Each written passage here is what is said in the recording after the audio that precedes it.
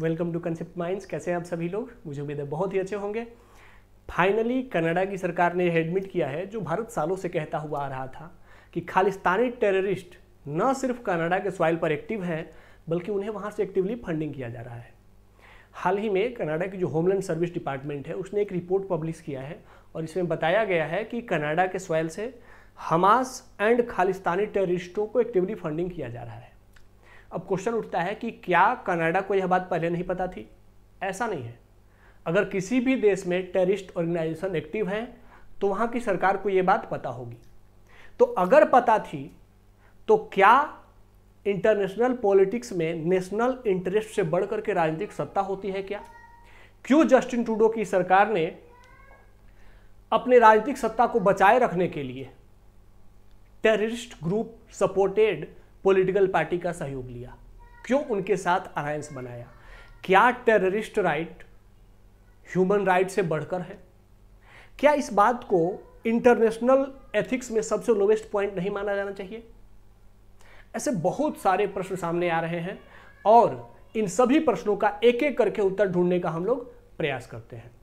सबसे पहले हम सभी जानते हैं कि जो खालिस्तानी टेररिस्ट ऑर्गेनाइजेशन रहा है, उसका भारत में बहुत ही बुरा इतिहास रहा है। उन्होंने, चाहे वो प्राइम मिनिस्टर इंदिरा गांधी को मारना हो या फिर एयर इंडिया की फ्लाइट 182 को बॉम्ब से उड़ाना हो, जिसमें कि 23 जून 1985 में कनाडा में इस फ्लाइट को खालिस्तानी टेररिस्टों ने उड़ाया था, जिसमें हमारे 329 इनोसेंट सिविलियंस मारे गए थे। तो इस तरीके से जो टेररिस्ट ऑर्गेनाइजेशन है, जो फ्लाइट्स को उड़ा देता है, किसी देश के प्राइम मिनिस्टर की मर्डर करता है, उस टेररिस्ट ऑर्गेनाइजेशन को अपने देश में क्यों पनपने दिया गया? इंटरनेशनल रिलेशन में जब हम आगे बढ़ते हैं तो इंटरनेशनल रिलेशन के 3 बेस होते हैं: पीस, प्रॉस्पेरिटी और सिक्योरिटी।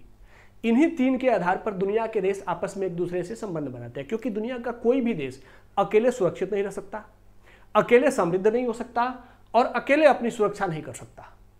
तो इन सभी चुनौतियों का समाधान करने के लिए और इनको सिक्योर करने के लिए इंटरनेशनल रिलेशन में देश एक दूसरे के साथ संबंध बनाते हैं।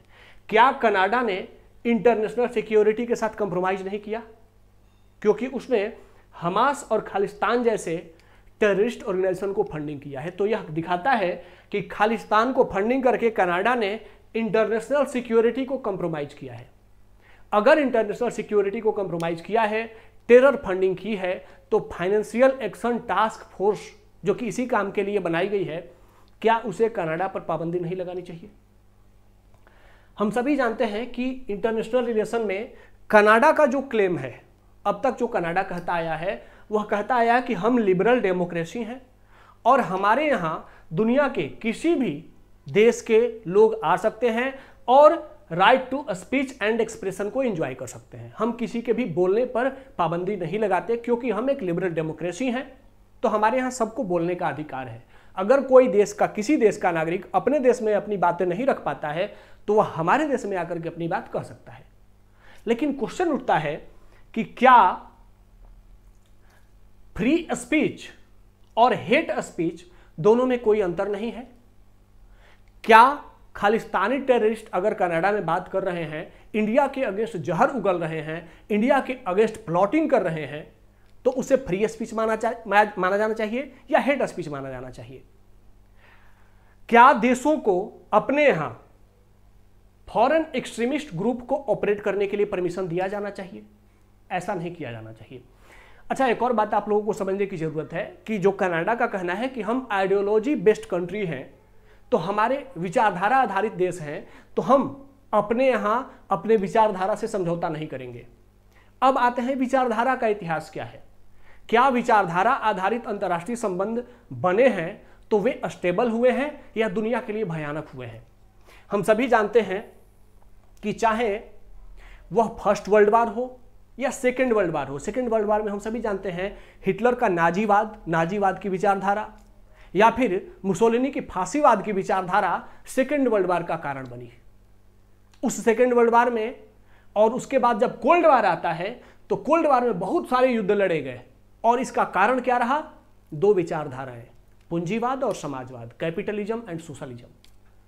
वेस्ट लेड कैपिटलिज्म, जिसका कि नेता अमेरिका हुआ करता था, उसने अपनी विचारधारा को सपोर्ट करने वाले देशों का एक ग्रुप बनाया और कहा कि जो मेरी विचारधारा को नहीं मानता है वो हमारा दुश्मन है। उसी तरीके से जो समाजवादी ग्रुप था, सोशलिस्ट ग्रुप था, उसका नेता बना यूएसएसआर और उसने कहा कि जो हमारी विचारधारा को मानता है वो हमारा मित्र है और जो नहीं मानता है वो हमारा दुश्मन है। इस तरीके से विचारधारा ने क्या किया, अलायंस बनाया और एक दूसरे के अगेंस्ट किया। और इसका इंपैक्ट क्या देखा हमने कि दो वर्ल्ड वार लड़े गए। कोल्ड वार में बहुत सारी लड़ाइयाँ लड़ी गई। हम सभी जानते हैं कि दुनिया में रेडिकल टेररिस्ट ऑर्गेनाइजेशन को भी बहुत सारे देश फंडिंग करते हैं, सिर्फ इसलिए क्योंकि वो रेडिकल टेररिस्ट ऑर्गेनाइजेशन उनके रिलीजियस विचारधारा को सपोर्ट करते हैं। चाहे वो एक्सट्रीमिज्म हो या टेरर फंडिंग हो या वर्ल्ड वार हो या कोल्ड वार हो, इन सब के पीछे का कारण क्या रहा है, आइडियोलॉजी। तो इंटरनेशनल रिलेशन में जब तक आइडियोलॉजी डोमिनेंट में रहेगी तब तक दुनिया युद्धों के दौर से गुजरती रहेगी। लेकिन इंटरनेशनल रिलेशन में जब पीस, प्रॉस्पेरिटी एंड सिक्योरिटी को आधार बनाकर के संबंध बनाए जाएंगे तो इंटरनेशनल पीस एस्टेब्लिश होगी। लेकिन कनाडा का दावा क्या है कि हम एक लिबरल डेमोक्रेसी हैं, इसीलिए हम अपने यहाँ किसी को भी बोलने का परमिशन देते हैं। अब यहाँ पर आप लोगों को कमेंट करके बताना है कि क्या इंटरनेशनल स्तर पर, इंटरनेशनल रिलेशन में या किसी दुनिया के देश में फ्री स्पीच एक लिमिट तक नहीं होनी चाहिए? क्या हेट स्पीच के लिए दुनिया के देशों में स्पेस होना चाहिए? हेट स्पीच और फ्री स्पीच दोनों में अंतर कैसे किया जाएगा? क्या इसे कोई भी देश डिफाइन कर सकता है? अगर डिफाइन करना है तो इसका आधार हो सकता है कि दुनिया के किसी दूसरे देश के अगेंस्ट कोई अगर हेट फैलाता है तो उसे फ्री स्पीच नहीं माना जाना चाहिए। लेकिन कनाडा ने इसको रिस्पेक्ट नहीं किया है। अब हम जानते हैं कि कनाडा इसमें एथिकल प्रिंसिपल्स क्या क्या है, अंतर्राष्ट्रीय संबंधों में एथिकल प्रिंसिपल्स क्या इन्वॉल्व हो रहे हैं कनाडा के मुद्दे पर। तो सबसे पहला मुद्दा आ रहा है sovereignty versus human right. Canada का क्लेम है कि हम ह्यूमन राइट के चैंपियन हैं और इसीलिए हम अपने देश में किसी को भी आकर के बोलने, बसने, व्यापार करने सबकी परमिशन देते हैं, क्योंकि हम मानव के अधिकारों का संरक्षण करने वाले देश हैं। लेकिन सोवरेनिटी का क्या? इंडियन सोवरेनिटी को वहां से क्षति पहुंचाई जा रही है, क्योंकि खालिस्तान इंडिया को तोड़ करके एक अलग देश बनाने की बात करता है। तो क्या ह्यूमन राइट सोवरेनिटी से ऊपर हो गया? क्या देश को तोड़ने का अधिकार किसी दूसरे देश के अंदर बैठे ग्रुप को होना चाहिए? अगला है कि national interest versus global goods. Canada ने अपने नेशनल इंटरेस्ट में, क्योंकि उसको जो ग्लोबल वर्ल्ड है वहां पर अपनी एक इंपॉर्टेंस, अपनी एक पहुंच दिखानी है। आप सभी जानते हैं कि कनाडा से जस्ट सटे अमेरिका है, जो कि बहुत बड़ा इकोनॉमिक पावर है और बहुत बड़ा मिलिट्री पावर है। तो ऐसे में कनाडा दुनिया के नक्शे पर बहुत ज़्यादा रिस्पेक्ट के साथ, बहुत ज़्यादा वेट के साथ नहीं देखा जाता। साथ ही कनाडा कोई बहुत बड़ी ना इकोनॉमी है, ना ही बड़ी मिलिट्री पावर है, इसीलिए कनाडा को इंटरनेशनल फ्रंट पर कोई बहुत ज़्यादा रिस्पेक्ट नहीं मिलता। ऐसे में कनाडा को इंटरनेशनल एग्जिस्टेंस दिखाने के लिए, अपनी उपस्थिति दर्ज कराने के लिए कनाडा ने क्या किया है, भारत जैसे एक बड़े देश को टारगेट किया है कि भारत जैसे बड़े देश को अगर टारगेट करूंगा तो हम इंटरनेशनल न्यूज में लगातार बने रहेंगे और हमारा एग्जिस्टेंस दिखेगा दुनिया को। तो अपनी एग्जिस्टेंस दिखाने के लिए कनाडा ने क्या किया, ग्लोबल गुड्स, इंटरनेशनल वेलफेयर से कंप्रोमाइजेशन कर दिया, एक टेररिस्ट ऑर्गेनाइजेशन को भी अपने यहां पनपने का मौका दिया। उसी तरीके से non intervention versus responsibility to protect. अब कनाडा कहता है कि हमारी रिस्पॉन्सिबिलिटी है कि हम जो दुनिया के देश में ऐसे लोग हैं जो फ्री स्पीच को प्रमोट करना चाहते हैं, लेकिन रेडिकल कंट्रीज उनको पनिश कर रही हैं, तो हम उनको क्या कर रहे हैं, प्रोटेक्ट कर रहे हैं उन सिविलियंस को। और भारत जैसे देशों का फिर क्या नॉन इंटरवेंशन, हमारे देश के मामले में इंटरफेयर करना चाहिए कनाडा को? तो ऐसे बहुत सारे मुद्दे आते हैं, लेकिन इससे जुड़ी हुई कुछ विचारधाराएं हैं। इस बात को समझना बहुत जरूरी है कि कनाडा या ब्रिटेन हुआ या अमेरिका है, ऑस्ट्रेलिया है, ये सब देश भारत जैसे देशों को लेक्चर क्यों देते हैं? इसके पीछे का कारण आइडियोलॉजी में ही छुपा है। हम सभी जानते हैं लिबरलिज्म की आइडियोलॉजी, जब हमारे यहाँ ब्रिटिश रूल था तो आप सभी ने एक आइडियोलॉजी पढ़ी होगी, एक कंसेप्ट पढ़ा होगा, व्हाइट मैन्स बर्डन थ्योरी, श्वेत व्यक्तियों के कंधे का बोझ सिद्धांत। इस सिद्धांत में लिबरलिज्म के थ्रू कहा गया कि हम व्हाइट मैन्स हैं और हम सिविलाइज्ड हैं, इसीलिए पूरे दुनिया में रूल करके और पूरे दुनिया को सिविलाइज्ड बनाने की रिस्पॉन्सिबिलिटी हमारे कंधे पर है। इसीलिए पूरे दुनिया को ज्ञान देने का अधिकार सिर्फ हमें है।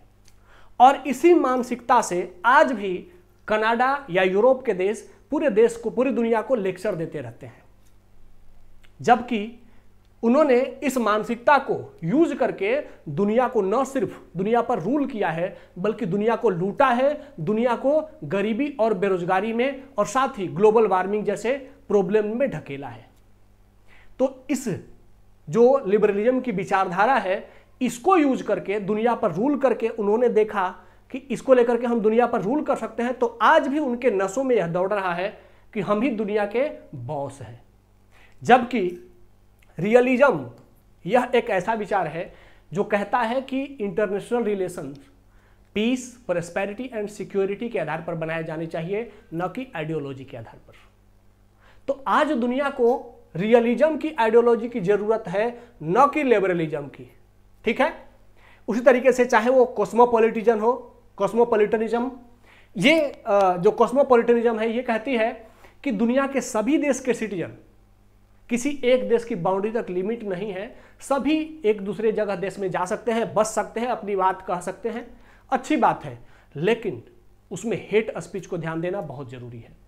साथ ही हमने देखा था कि इंडिया पहले नॉन अलाइनमेंट की ओर रहता था। जब दुनिया वर्ल्ड कोल्ड वार के दौर में दो पोल में बढ़ चुकी थी, यूएसएसआर वाला और अमेरिका वाला, तो उस दौर में इंडिया ने नॉन अलाइनमेंट का नैम नाम का एक ग्रुप बनवाया था, जिसमें इंडिया ने कहा कि हम किसी ग्रुप के साथ अलाइंड नहीं करेंगे। लेकिन अब इंडिया कहता है मल्टी अलाइनमेंट। अब इंडिया कहता है कि नहीं, अब हम किसी ग्रुप से भागेंगे नहीं, बल्कि सभी ग्रुपों के साथ हमारा रिलेशनशिप होगा। तो यह एक विचारधारा है मल्टी अलाइनमेंट, और दूसरा है रियलिज्म। यह दोनों विचारधारा दुनिया को क्या कहती है कि एक दूसरे से जुड़ो, लेकिन जुड़ने का बेस क्या रखो, पीस, प्रॉस्पेरिटी एंड सिक्योरिटी। अब आते हैं कि इंटरनेशनल रिलेशन में एथिक्स क्या है, किस आधार पर कहा जाना चाहिए कि इंडिया और कनाडा का रिलेशन बैलेंस्ड हो। तो हम इंटरनेशनल रिलेशन में एथिक्स क्या है कि हमें किसको बैलेंस करना है, पावर को मोरालिटी के साथ। अगर सिर्फ दुनिया पावर की तरफ भागेगी, जैसे कि हम देख रहे हैं कि अमेरिका अपने पावर को बचाए रखने के लिए टैरिफ वॉर भड़का रहा है, उसी तरीके से चाइना अपने पावर को एस्टेब्लिश करने के लिए एससीओ का सबमिट हुआ या उसके बाद जो मिलिट्री परेड हो रहा है वो उसको दिखा रहा है। तो जब तक दुनिया पावर को दिखाएगी तब तक इंटरनेशनल संबंधों में एथिक्स नहीं रहेगी। तो इसीलिए पावर को मोरालिटी के साथ बैलेंस करना होगा, इंटरेस्ट को रिस्पॉन्सिबिलिटी के साथ बैलेंस करना होगा, और सोवरेनिटी को सॉलिडारिटी के साथ बैलेंस करना होगा। अगर ये तीनों हमने बैलेंस नहीं किया तो दुनिया एक दूसरे के अगेंस्ट रहेगी, युद्ध लगातार चलते रहेंगे। अब यहां पर एक बात आप सभी को ध्यान रखनी चाहिए कि इंटरनेशनल एथिक्स में रियलिज्म ही आज का सबसे बड़ा आइडियोलॉजी है जिसके आधार पर रिलेशंस बन रहे हैं। लेकिन आइडियोलॉजी अगर रियलिज्म से हटकर के सर्वाइव कर रही है तो वह दुनिया के लिए अभी भी खतरा है। इसीलिए आपको पता है कि दुनिया का शायद ही कोई ऐसा वर्ष रहा हो जिस वर्ष दुनिया में युद्ध नहीं हुए हैं। इन सब का एकमात्र कारण है विचारधारा आधारित विश्व व्यवस्था। अतः हमें विचारधारा आधारित विश्व व्यवस्था से हट करके और एक दूसरे के म्यूचुअल रिस्पेक्ट आधारित, मल्टी अलाइनमेंट आधारित विश्व व्यवस्था बनाना होगा, तभी दुनिया में वैश्विक शांति हो सकेगी। मुझे उम्मीद है कि कनाडा और इंडिया का जो रिलेशन है, जिसमें कि अभी फाइनली कनाडा ने एडमिट किया है, यह भी आगे आकर के एक टर्निंग पॉइंट बनने वाला है और खालिस्तानी आतंकी को रियल पनिशमेंट कनाडा में मिलने वाली है। अब देखते हैं कि क्या यह रियल पॉइंट होगा, टर्निंग पॉइंट होगा, या यह भी कोई डिप्लोमेटिक ड्रामा बनेगा। आप लोगों को क्या लगता है इसको लेकर के आप लोग नीचे कमेंट करिएगा। ठीक है, तो चलिए आज के सेशन को यहाँ पर एंड करते हैं, मिलते हैं नेक्स्ट सेशन में, तब तक के लिए धन्यवाद, जय हिंद।